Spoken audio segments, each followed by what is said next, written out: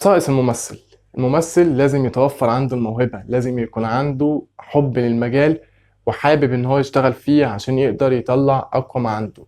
تاني حاجة يبقى عنده مرونة جسدية، لان مش معظم او مش كل التمثيل اللي بيحصل بيبقى تمثيل كده، في اكشن، في انطباعات جسدية، في استعراضات بتحصل، فلازم يبقى جسمه مرن وقابل للتغيير ايا كان الايماء اللي هيكون عليه او الشكل اللي هيكون عليه.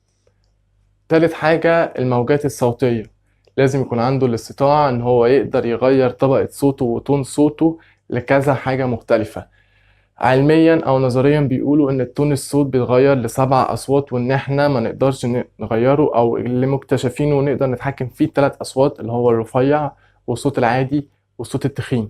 لكن في ناس مع التمارين ومع الوقت بتقدر توصل لطبقات تانية من الصوت بتاعها، انها بتوصل لاصوات ممثلين، او انها بتجيب طبقات تانية صوتها بيوصل له.